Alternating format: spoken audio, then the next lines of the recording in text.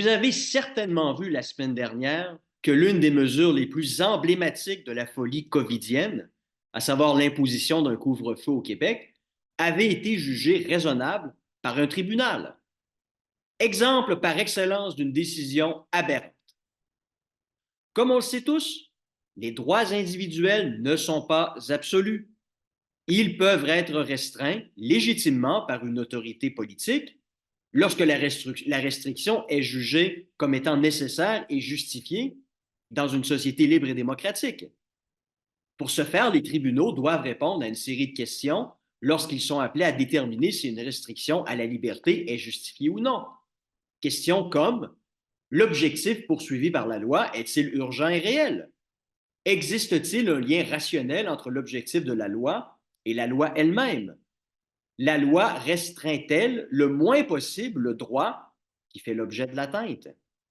Les effets positifs de la loi compensent-ils les effets négatifs de l'atteinte?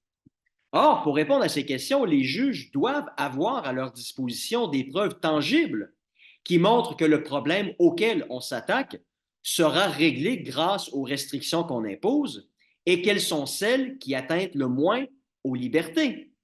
Par exemple, interdire la circulation automobile dans des zones scolaires serait une mesure exagérée, car on peut assurer la protection des jeunes enfants qui y jouent en y limitant la vitesse à 30 km/h. Vitesse dont il a été démontré qu'elle permettait de freiner efficacement en cas d'imprévu, c'est-à-dire d'un enfant qui sort de nulle part devant vous. Il est également interdit d'apporter avec soi une arme à feu ou un couteau dans un avion de ligne, car il a été démontré que les détournements d'avions avaient été faits dans le passé grâce à ces armes. Donc, afin de garantir la sécurité des passagers, cette condition est évidemment jugée raisonnable, tout comme la précédente pour assurer la sécurité des enfants. Bref, le caractère raisonnable ou non d'une restriction ne peut généralement se faire sans avoir la preuve tangible que l'objectif recherché ne pourra être satisfait sans la limitation qu'on impose. Imaginez si l'on commençait à imposer des restrictions sur la base de suppositions, de peurs irrationnelles, de oui-dire. C'est la raison pour laquelle beaucoup se moquent de la théorie du grand remplacement, qui justifierait de restreindre l'immigration. Une mesure excessive, dit-on, puisqu'elle ne repose que sur des craintes infondées. Ben, c'est exactement ce que la juge a fait dans le cadre de son jugement sur le couvre-feu. Les preuves tangibles ont été laissées de côté au profit d'une analyse fondée sur la simple peur.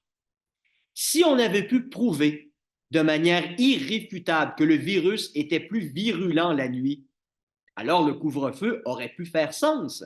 Ou encore que d'autres mesures similaires dans le monde avaient effectivement permis de freiner sa propagation. Alors la mesure aurait aussi pu être jugée raisonnable. Or, rien de tout cela. On sait que la santé publique cherchait encore, 6 heures avant l'entrée en vigueur du couvre-feu, des études scientifiques démontrant son efficacité et que le gouvernement n'avait aucune étude scientifique démontrant la même chose, d'où la raison probablement pour laquelle il a fait caviarder tous ses documents sur la question. Le tribunal a donc cru aveuglément l'efficacité d'une mesure sans preuve à l'appui pour justifier une restriction à la liberté individuelle. Aberrant, délirant, triste. Vous me direz, oui, mais les hôpitaux débordaient à l'époque. Il fallait imposer des mesures pour ne pas surcharger les urgences et forcer les médecins à faire des choix entre qui soigner et qui ne pas soigner. Logique en apparence, mais terriblement problématique. Car cette idée repose en fait sur la nécessité de brimer la liberté des gens parce que le système public est défaillant. On sait d'ailleurs très bien qu'à tous les hivers, et ce depuis des décennies, le système de santé québécois est dépassé par les événements. Une petite épidémie de grippe ou d'un autre microbe, et boum, il est au point de rupture. Bref, un système qui marche sur un fil de fer avec des vents de travers de 75 km/h. Donc, la logique de ceux qui défendent le couvre-feu sur cette base est celle-ci. Comme nos services publics sont nuls, il est nécessaire de restreindre temporairement les libertés individuelles afin que sa nullité ne nous pète pas au visage. Imaginez une société où la liberté des gens est tributaire de la qualité de ses services publics. C'est ça le Québec. Et le pire dans tout cela, il y a des gens qui adhèrent à cette vision. Ben oui, c'est normal, disent-ils de manière quasi spontanée et sans réfléchir à la portée de ce qu'ils disent. La servitude est dans leur cas bien volontaire.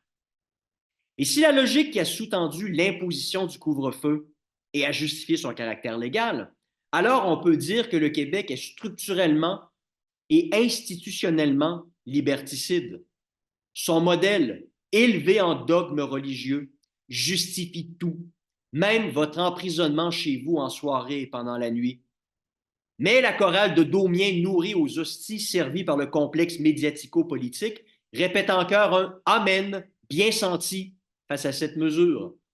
Changer le système afin de vous rendre plus libre. Voyons, quel sacrilège qui frise le satanisme.